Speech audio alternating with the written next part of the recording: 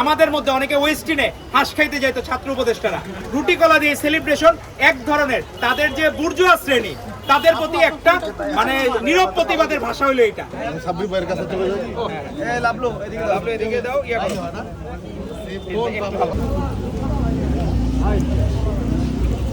আজকে সেই রুটি কলা দিয়ে তারা আবার সেই দিনগুলো মনে রেখেছে।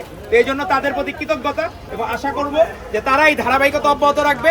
আমাদের মধ্যে অনেকে ওয়েস্টিনে হাঁস খাইতে যাইতো ছাত্র উপদেষ্টারা, কিন্তু আমাদের এখানে রুটি কলা দিয়ে সেলিব্রেশন এক ধরনের, তাদের যে বুর্জুয়া শ্রেণী তাদের প্রতি একটা মানে নীরব প্রতিবাদের ভাষা হলো এটা। যে নীরব প্রতিবাদ এই ছাত্র নেতারা জানালো যে ছাত্র উপদেষ্টা হয়ে আমরা ওয়েস্টিনের জোর দিয়ে যাব, হাঁস খাবো, এগুলো কখনোই করবো না।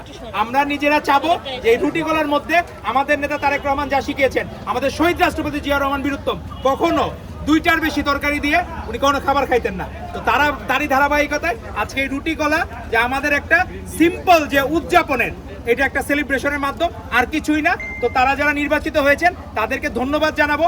ভবিষ্যতেও তারা এই সিম্পলিসিটি এটাকে বজায় রাখবে এবং তারা সবসময় সরলতার মধ্যে থাকবে, কখনো কোনো বিলাসিতা না, কখনো কোনো বিষয় না। তো সেটার জায়গায় ধন্যবাদ।